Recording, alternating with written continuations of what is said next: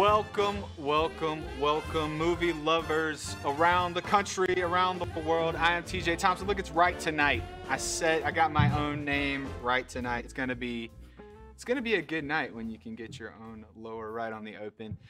Tonight we're gonna be reviewing Instant Family. Let me give you a quick overview in case this is your first time catching the show. Each night we will review a film that was selected out of the hat. We'll then talk about it. We'll give it a score at the end of the night. We'll draw a new movie and we'll watch it next week, do the whole thing all over again. So without further ado, let me bring in the cohort, the panel, the one, the only, the lover of bad movies. It is Brian Smith, everyone. Brian Smith, how are you doing tonight, sir? Yeah, we're doing great, man. How are you doing? Living that quarantine life? I'm living that quarantine life in this studio all by myself tonight. That's what the show is all about, is removing myself from the quarantine crazies. Yeah. Let's go and check out the anchor, the boat, Miss Kimberly Thompson, the one that holds it all together. How are you doing tonight, Miss Kimberly? I am doing great. How are you doing, TJ? I'm doing good. I'm doing so good that I'm really excited about this show tonight. We're doing Instant Family. It was a really cool movie. We should take a sec and look at the trailer, catch everybody up to what's going on. If you didn't see the movie, hopefully you did. I hope you watched the movie. If not, there's going to be tons of spoilers, and we're going to ruin everything for you. So you should probably just subscribe and leave and go watch the movie. But here's the trailer to catch everybody up on Instant Family. I love what you two are doing with this house, but what are you gonna do with 5 bedrooms? You guys are obviously never having kids. What was that look? I did not do a look. You're doing a look right now. There's no look. Have a good fight, guys. There's so many kids in foster care, and they're having an orientation. Ellie, people who take in foster kids are really special. The kind of people who volunteer when it's not even a holiday. We don't even volunteer on a holiday. Over 500,000 children are currently in foster care. The county puts these on because they can match a lot of kids and parents quickly. Look at the big kids. Everybody's avoiding them. I'm gonna go and say hi. But they're teenagers, okay? They use drugs and they watch people playing video games on YouTube. We're not equipped for any of that. Hi! Just FYI, we can all hear you. It's okay. Go mingle with the kitties and don't give it another thought. Bye-bye. She was cool. Lizzie comes with 2 younger siblings. 3 kids? Too much. Oh my God. They're adorable. Why would you show us that? That's wrong. Here we are. Make yourself at home, because you're at home. Do you like the Clippers? Oh, I'm more of a Lakers fan. Oh, no! You hit me because I like the Clippers. I think the Clippers are awesome. They were smart for trading Blake Griffin, their best player. Just stay there till the fire department comes, okay? You're just another white lady who wants to adopt charity orphans to make you feel good about yourself. Pretend mom. We might have a little bit of a knack for this. I beg to differ. This stuff takes time. Lizzie to parent Juan and Lita all by herself. This is never going to be easy, but with some structure and love, you could make your house a home. Lizzie! We love you. Please just go away. When I'm pissed, you know what I like to do? Really? All right, let me fix her, okay? Thanks, Daddy. I just got my first daddy. Oh, what? You suck.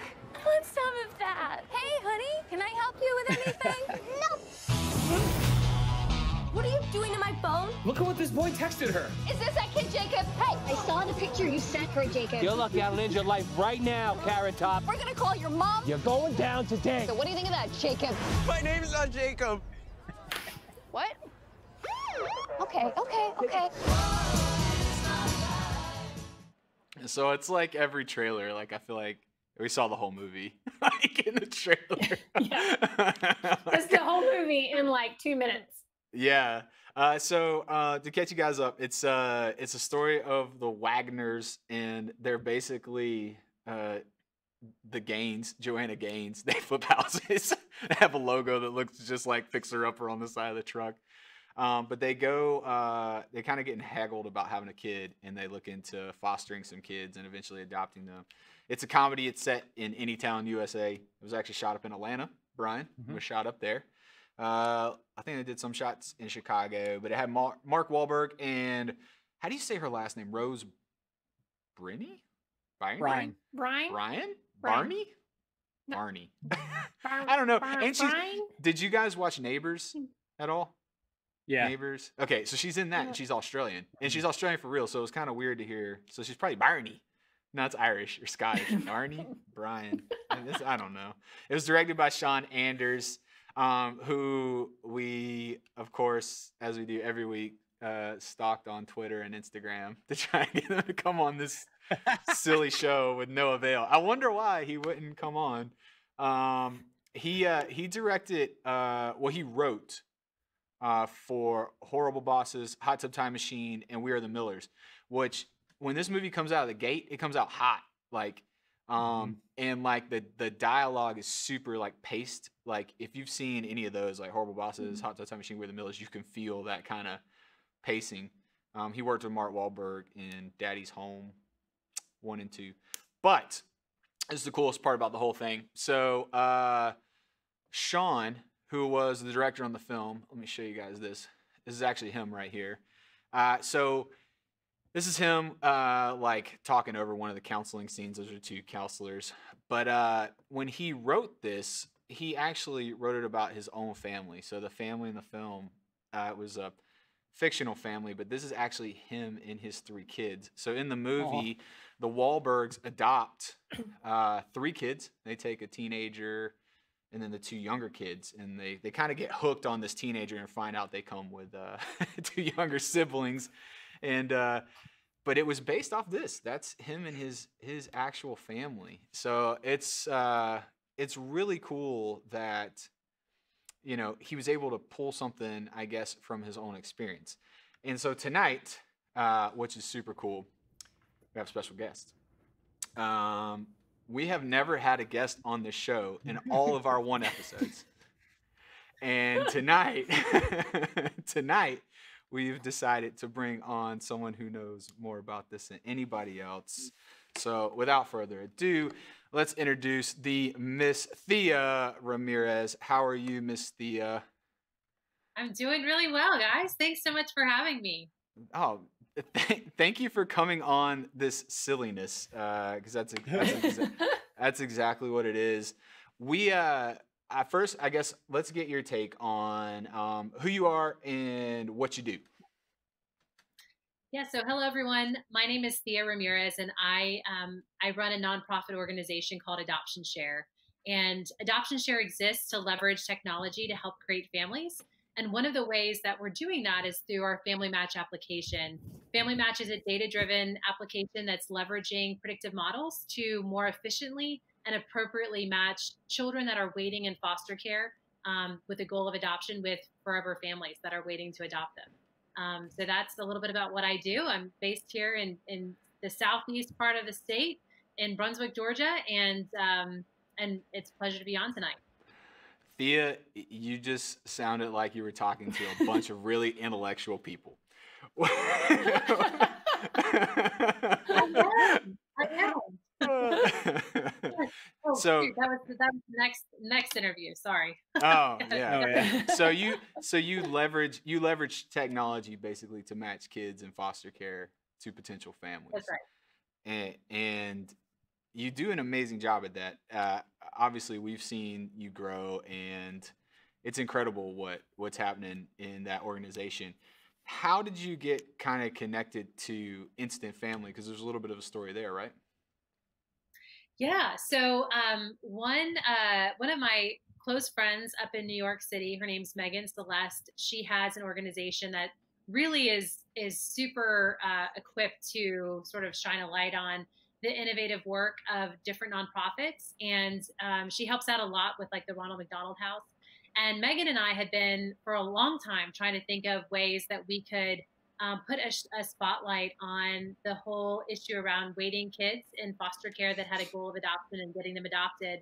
And it just kind of so happened that we caught wind of Shawn Anders' film Instant Family coming out. I had been in touch with the production team and offered to assist in helping market. I thought it was an incredible opportunity. I was able to pre-screen it ahead of time, and I thought it was an incredible did a really great job, really depicting kind of what the process is like for prospective adoptive parents, and some of the pitfalls they made comical.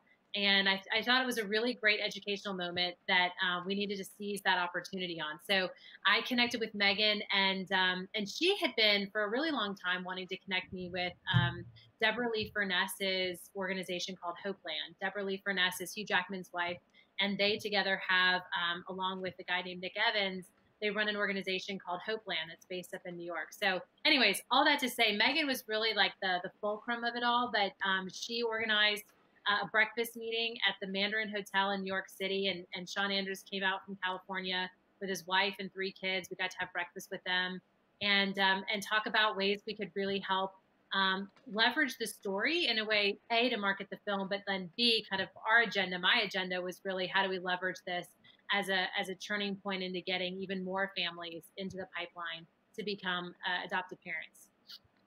So was his kids like, were they like well behaved, or were they like crazy? They were actually, I mean, I don't know if you've been at the restaurant it's at the top of the Mandarin. It's wonderful views, all glass.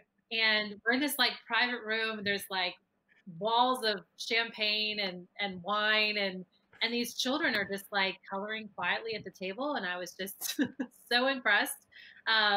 I know my kids wouldn't be well behaved in that forum. They'd be like pressing their faces up against the glass, you know. But no, they were great, and I really enjoyed because there's always 2 sides of a story. So I loved hearing from Shawn, but of course I really loved hearing from his wife Beth, and really getting a take on her thoughts about the film and how much of their story is really reflected in it. So just to give you a little bit of credibility, like I Googled your name in Instant Family just to see what came up. And these are some of the photos. So this is you sitting down at the end of what looks like a panel. Looks like Shawn's in the middle. Maybe one of the, I don't know who the other 2 are on the end here. What is this? What's happening here? So Nick Evans is the guy with the, I was going to call it a remote control. It's past 9 o'clock. It's a microphone. And then Deborah Lee Furness, Hugh Jackman's wife, is sitting to his left. Then Shawn, then his wife Beth, and I'm at the end. The really horrific hairstyle. It was raining. This was a special screening at the Viacom HQ office in what is it? The big one in downtown New York. I mean, just it was right up in the center of the city, and you had lights and, you know, crazy trash on the street and you know, all that, and then torrential rain. So everything I had hoped to wear that night and look that night was destroyed because of, you know, just having to go in and out of taxi cabs in New York. But yeah, it was a wonderful time. We had about 80 people there, and just were able to have a Q&A session after the movie was over, and talk about our respective work and what we were each doing to contribute to helping kids find forever families. That's awesome. Now there's this one. I don't know if that's from the same event or if this was a different time. That was the breakfast. That was the breakfast in the Mandarin Hotel. So this is Megan, my friend Megan Celeste is standing in between Shawn and myself. And then you've got Nick Evans, and Deborah Lee Furness is on the end. Yeah. And then this is, I know you're like sweating bullets to see like what pictures I've pulled here, but this one was fantastic because I love that you got cut off. I love it. I love that. Like there was someone that was like, yeah, we could either lose the Asian girl or the crazy haired brunette on the end. We're gonna lose her. That's the one we're going with, right? We're gonna cut that one. You got 3/4 of my face, so it's a win. I call that a win-win for sure. So what did you think about the movie? So Instant Family, like I said, it was actually like pretty good. I thought it was okay. It was my pick. So of course I'm going to hype it up as best I can because I want all the points, but I really enjoyed it. What did you think about it?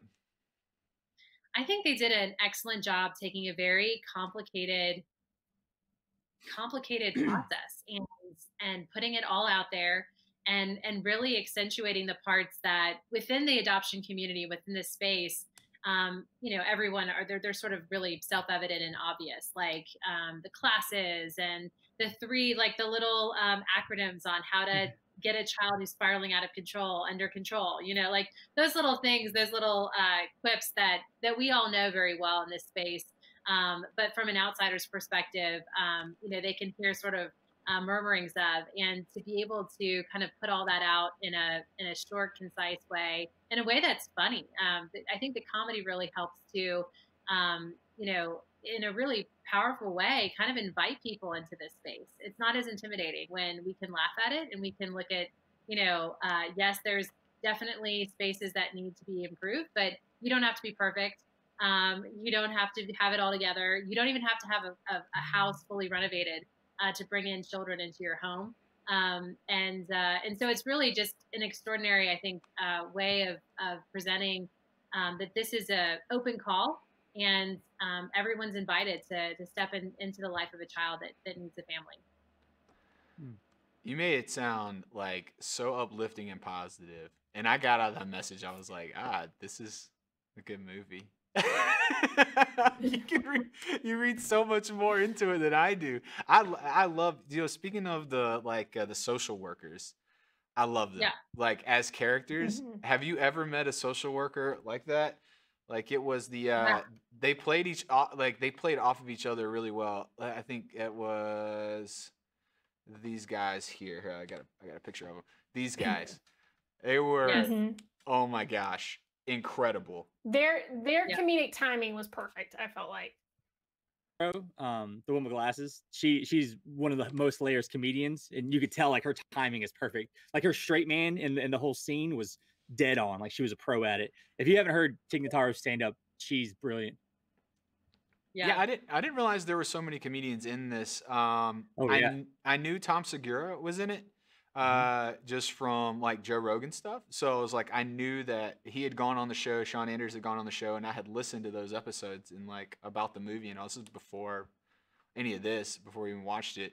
I'm not a huge Tom Segura fan, like his comedy, but like I thought he did good in the movie. I mean, he added a little bit. Yeah, he added he had a good bit. I didn't realize the girl that played her character's name is October. Is the one that's doing the Blindside spoof the whole time. Oh yeah. She's apparently a stand-up comedian. Is she? Yeah, I didn't realize that. I saw she had a couple specials.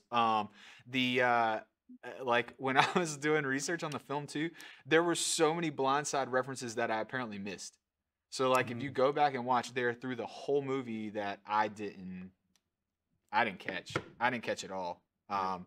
The one thing that I did enjoy was this moment.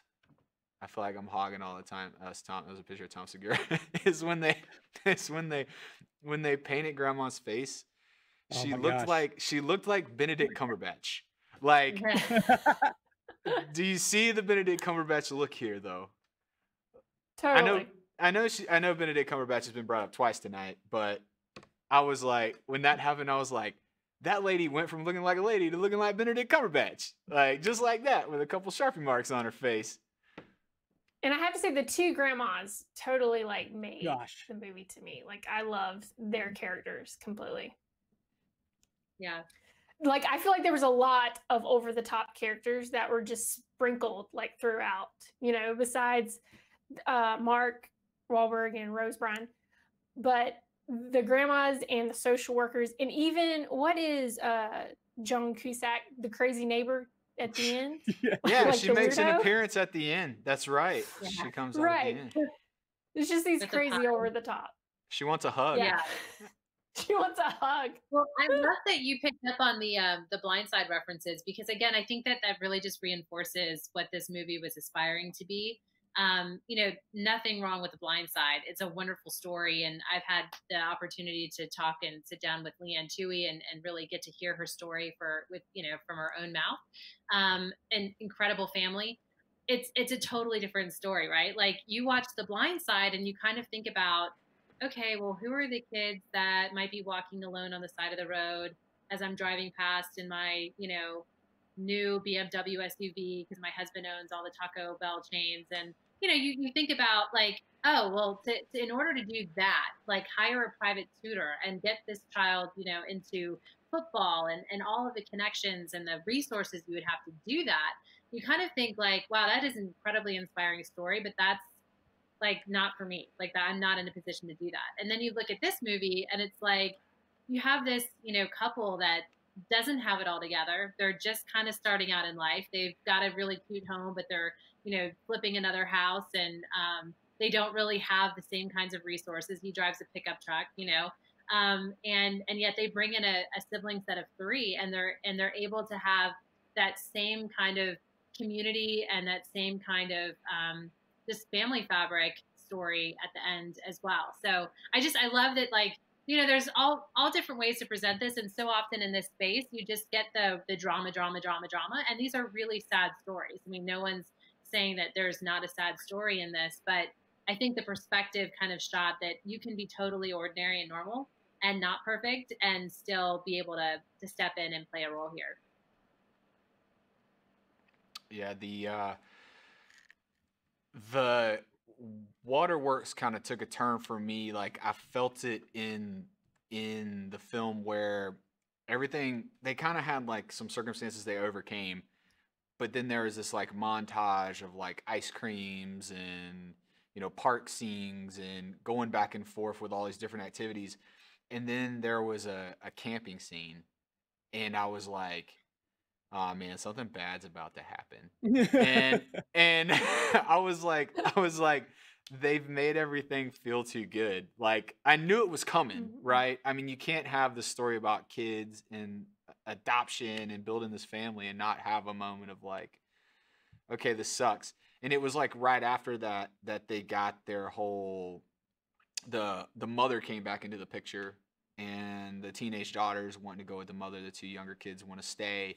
And then it just turned into like a snowball of, I'm not crying, you're crying, from there until the end. How often does stuff like that happen, to real families? I don't think that happened to Shawn. That wasn't, part of his story in particular, with the kids getting snatched in the big courtroom drama. But I mean, is that a common thing that those families get that close to the goal line and then it switches? So yes and no. For our kids in foster care, the number, there's about 437,000 kids today in the U.S. Foster care system. Most of those kids are going to be there temporarily. And so the state kind of takes custody while the biological family, the family that has custody of the child, is getting themselves back together. So maybe that's drug and alcohol rehabilitation, maybe that's domestic violence counseling, whatever it is that precipitated the child's entrance into foster care. And by the way, like, involvement with child welfare is a lot more than the kids that are actually formally entered the foster care system. So out of like 800,000 kids, about half of them are going to actually have to be removed from their home. The goal is try to keep kids with their families as long as possible. When that's no longer a safe thing to do, then you've got foster care and families that will step into foster. And in certain states, the expectation is that you will foster, and if and only if there's no next of kin or the family can no longer take custody back of their child, that then if the case should go towards adoption, you and your spouse or partner, or you as a single person, would be willing to adopt this child. So you kind of have like first right of refusal. And so in those situations, it is possible for you to really connect with children and have them call you mom and dad even, and all for the potential prospect of a biological parent coming in and being able to have worked a case plan enough to take back custody. And that's really, really hard. I know that, the federal law really tries to encourage states to file for the termination of parental rights within 15 of the past 22 consecutive months. So all of these true stories of kids having been temporarily in foster care for 4 or 5 years, like, we're starting to see that kind of trim back to a more appropriate timeline, in such a way that kids aren't kind of being put out in foster care indefinitely, while we're giving parents, time and time and time again, the opportunity to get it together to get their kids back in a safe way. The other side of the coin are families that are just entering the process to adopt a child. And so they are looking for children who already, the termination of parental rights has already happened, meaning the child is already legally freed for adoption. They cannot go home, and diligent search for other family and next of kin has been done. And there are either no takers, or the next of kin is not a safe choice for that child either. And in that case, these are the families that we work with on Family Match. We are able to then leverage our technology to help connect those families that are already approved and waiting with children who are already legally waiting to be adopted. So out of that 437,000 number I shared with you, about a quarter of them, 125,000 or so, are legally freed or waiting, have the designation of waiting to be adopted. And those are the kids that we're helping achieve permanency through adoption. Yeah. That's it would be heart-wrenching to make it that far and then just have the rug pulled out from under you like that. But I know the drama in the movie was there, and it felt good at the end when the judge turned on I had the time. What was the song? That wasn't it. No, yeah. We can build this dream together, stand this song forever. Nothing's gone. That's the one, right? Yeah, he starts playing that, and the big courtroom claps, and they're like, "Oh, we got him! Yeah, I read your note." I love that they all did the photo at the end. Like, it's like we've all been this village, and we're all coming together.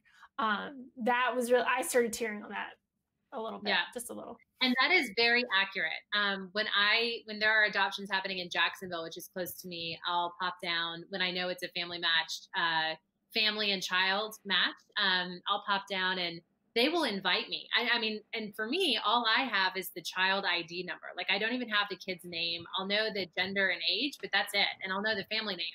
And so I'm going to the courthouse, like, I don't even know what is this kid's name even? And they'll be like, come stand with us. And, the judge will say, you're that lady from Brunswick. Come tell us about how Family Match played a role in this child's life, and everyone is crying. Like, they are passing, like, literally you are embraced as like, you are part of the tribe that helped put this family together. And so that part is actually, I cried at that part just because that is so true. Like, even if you were the milk delivery man, you would be invited to the front of that courtroom and you would be taking a picture, because just that encouraging word or your consistency as the milkman, like, gets you a spot up there on that photo.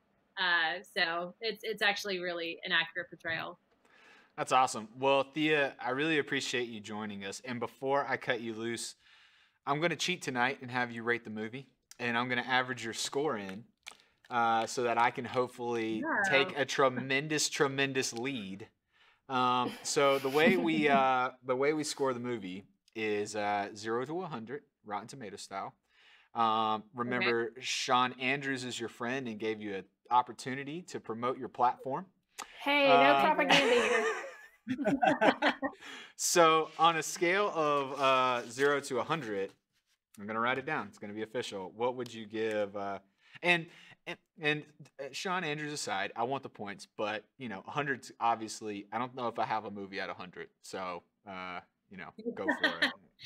Well, how about I give it a 99, because he would have gotten that extra one had he participated in this little snippet.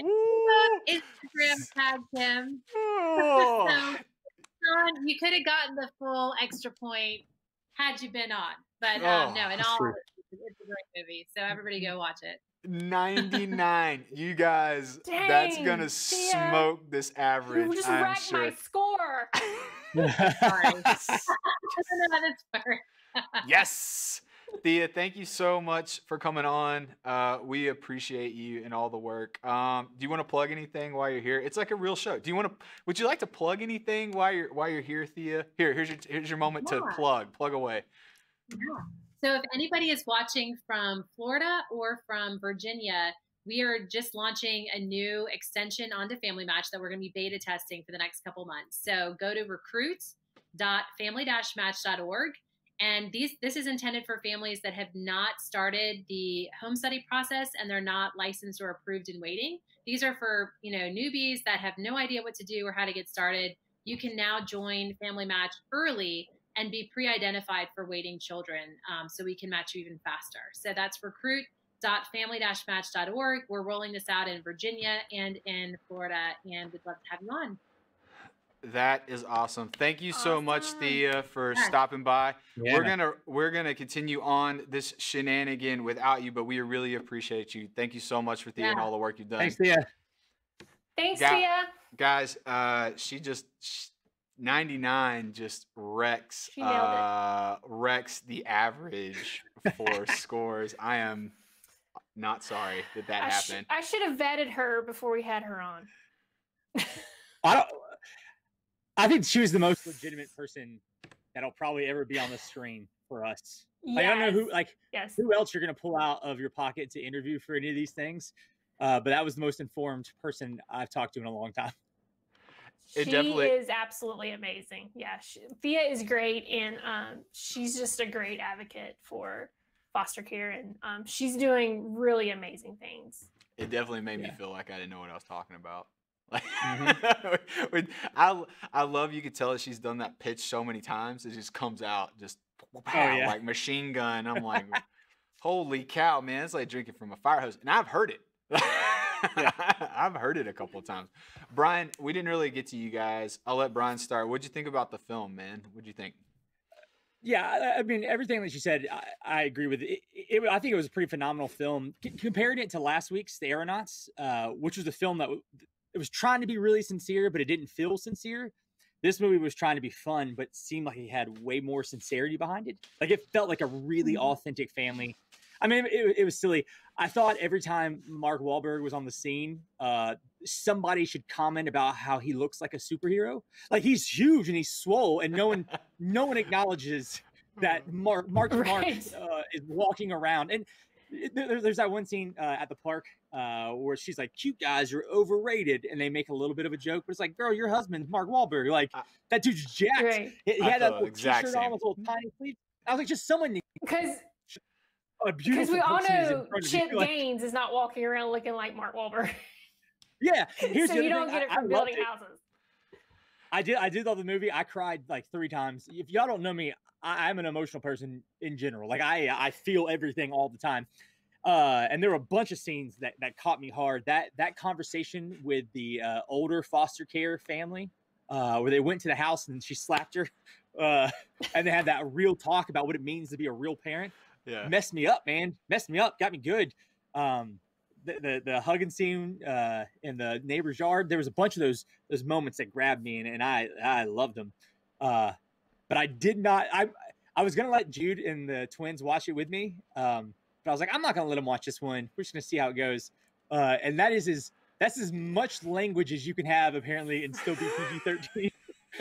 I know. I didn't know you could say. Line. How do you say, "Show me your hairless plums"? And still be a PG-13 movie. That one felt okay. That one felt okay. "Show me your hairless plums" felt okay to me. I don't know. Maybe desensitized about it. It felt okay. Yeah, that was the most graphic thing I've ever heard. I was like, "Whoa, gosh!" Hold on. I'm gonna look something up, because there was actually and you're talking about the rating. So when the film went to Australia, they made them cut a word. I'll see if I could try to find the word, but it was something weird. Yeah, hairless plums. It said, I don't know. It said all it says is, it says for the film's Australian release, the distributor chose to remove a single use of strong language in order to obtain a PG classification. It must have been the F word. I don't know. Yeah, I don't know what it was. But it was apparently Australians. They ain't having it. But like, to me, this movie felt like an Indiana. Australians, I don't know. They're dangerous. But it felt like an Indiana Jones movie. Like, it's a movie that has depth in it, but with it's like levity and then depth. You know what I mean? Instead of being deep all the time, a moment's levity. So like that moment where they're having that conversation with the parents, as soon as she gets done giving this impassioned speech, Mark Wahlberg is like, "This is where she gets her speech giving ability." And the dad said something equally great. He's like, "And you got that same power." I love those dumb little moments. Yeah. Because those things just connect with me. Right. Kim, what'd you think? I thought the movie, as much as it pains me to say this, was great. It was a really good pick. First off, I why does thoroughly it pain you? I am not gonna hate on y'all's movies if y'all pick a good movie. I'm not. I'm just not gonna happen. If I pick tonight and it's a bad movie, I'm not gonna hate. Well, So I thought that until Thea gave you a 99 on this, so I have a lot of ground to catch up. Okay, thank the Lord we're averaging. Anyways, it's a great movie. It is something. It's a great message that is packaged in this really funny, over-the-top package. Like I said earlier, these characters were over the top. Like, all of them across the board. Like, was there even one character that was remotely normal? Like, I feel like I think all of them. Maybe the kids might have been. Yeah, the But kids even are... them were And this is quirky real and had, personal. like, But his mom, I can't remember her name. Wahlberg's mom. She's real close to Diana. I mean, she's real close to your mom, TJ. I mean, like, I got a real Diana vibe from her. She's a little more assertive than Diana. Yeah. But I feel like she was very strong. But I feel like when she was in a scene, she kind of commanded the scene, but was not overacting too much. Well, because you're talking about the comedians in the movie, the cast was incredible. Well, I can't remember that lady's name, the mom's name, but she's a character actor. Margaret Mondale, maybe. She's been around for forever. But yeah, when she was in the movie, you could tell that she was a pro. Like, this is a pro. I watch what she's doing. Oh yeah, she's in that series, The Americans, about the Russian spies. She's like their handler. But yeah, she did great. To me, my two favorite characters were the social workers. Like, whatever scene they were in, they killed it. It was great. And the chemistry between Mark Wahlberg and Rose Byrne, I guess is the way you say her name, I thought they had great chemistry together.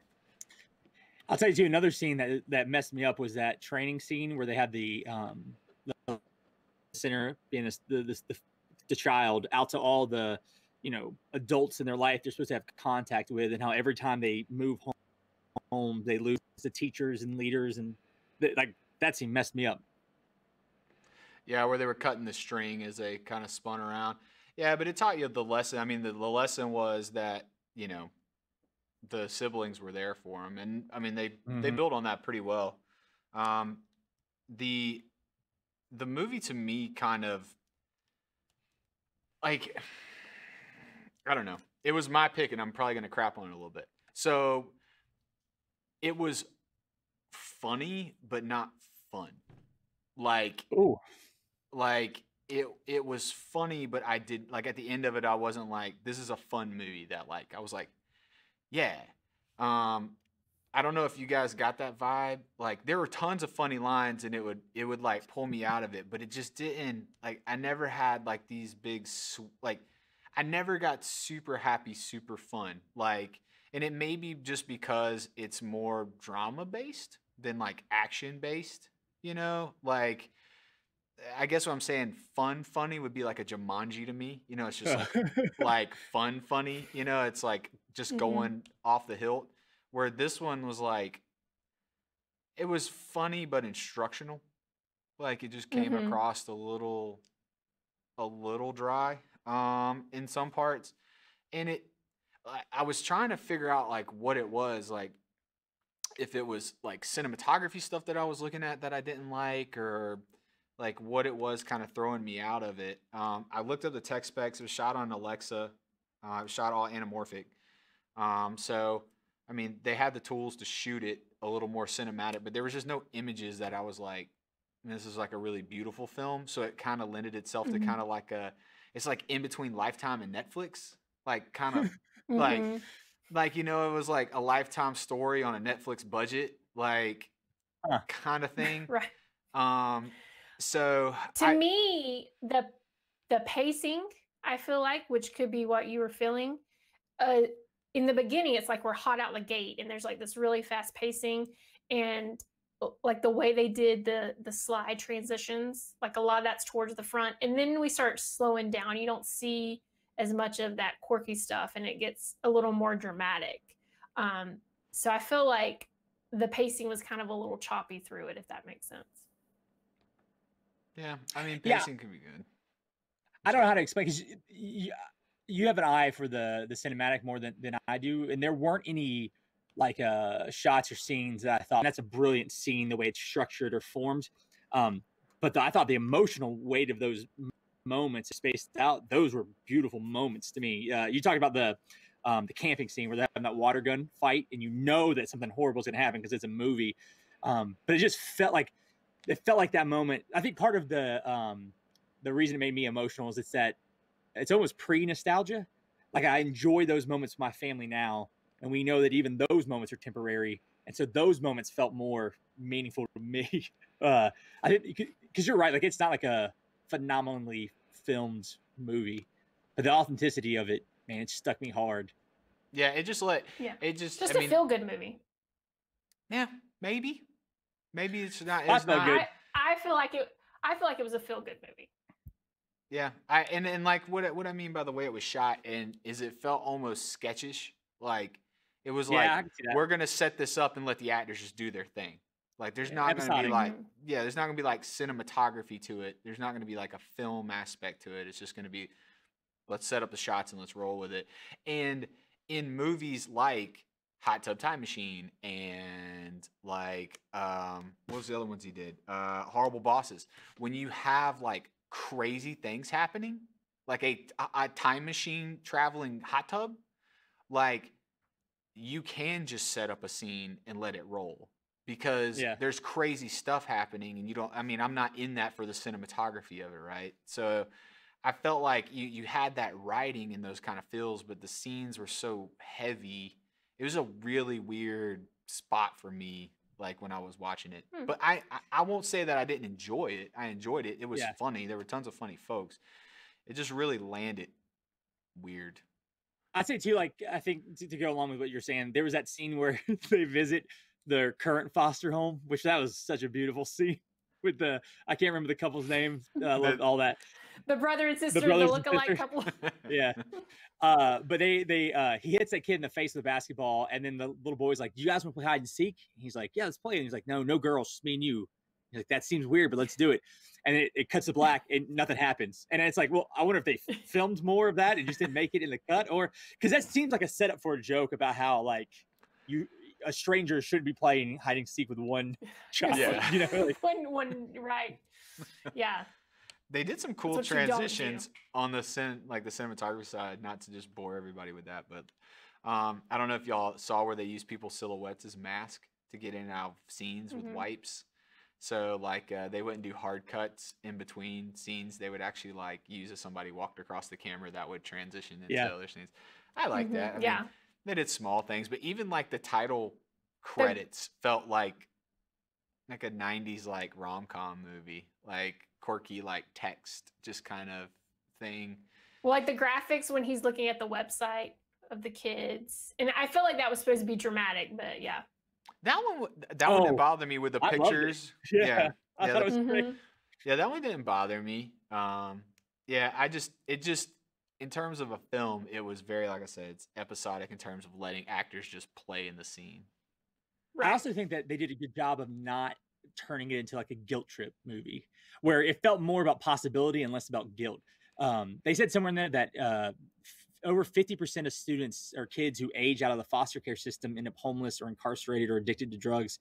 And immediately you're like, oh crap, like we have to do something about this. So they did a good job of educating, but not in the, man, you're a horrible person for not adopting, but more like the inspiring, and this is what can happen, you know, when you pursue this kind of life. And I thought that was an amazing line they drew, or they walked to being.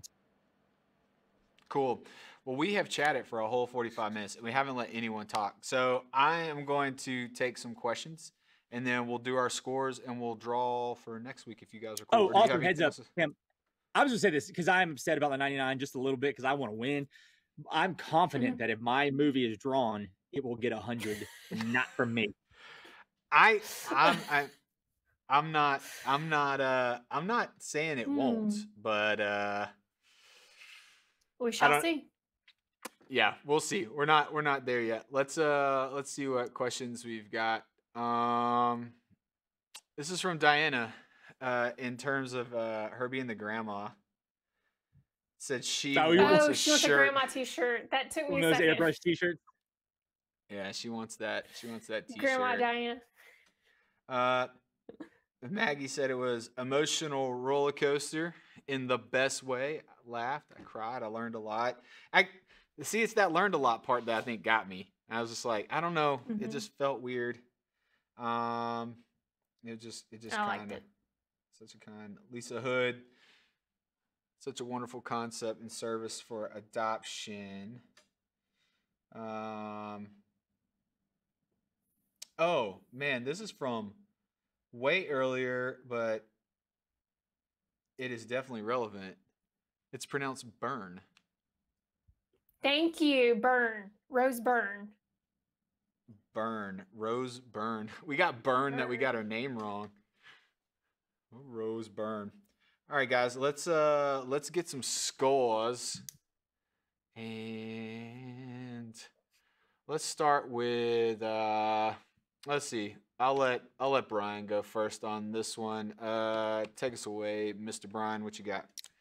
Yeah, I loved it. It was so much better as a movie to me than Aeronauts, and I jumped it all the way up to an 80. Good old B. Ooh, 80. Solid score. Kimberly. I liked it. I liked the movie all the way around. To me, it was a feel-good movie, and it has a good message to it. So I give it an 83.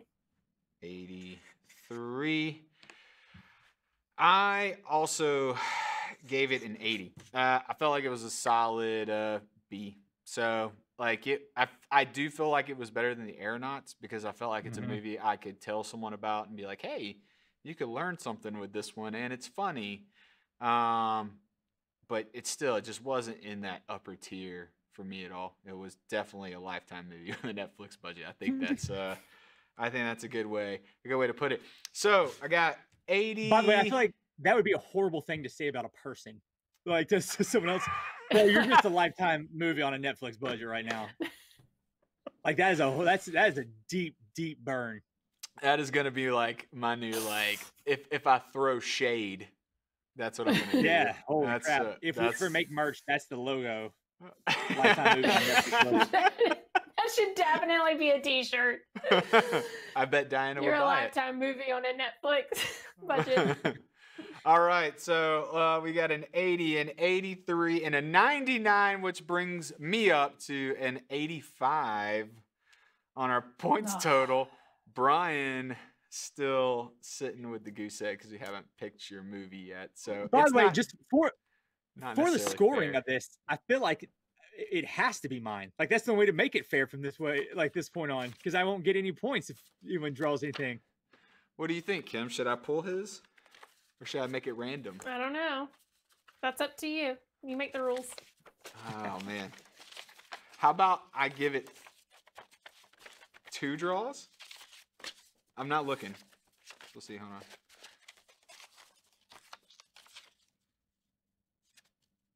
We'll give it another draw. We'll give it one more draw.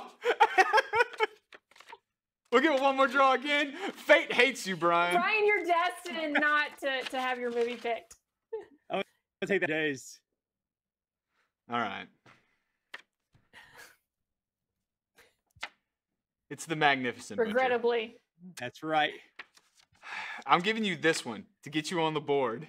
Yeah, After this, there's no more cheating in the hat. Mercy pools. All right. Yeah, just The Magnificent Butcher. It's on Amazon Prime, starring acting legend Pung, which I don't know if you guys have seen any movies that he's been in, but y'all are. I know that when you told me about this movie, I checked it out, and it was hard to find a trailer.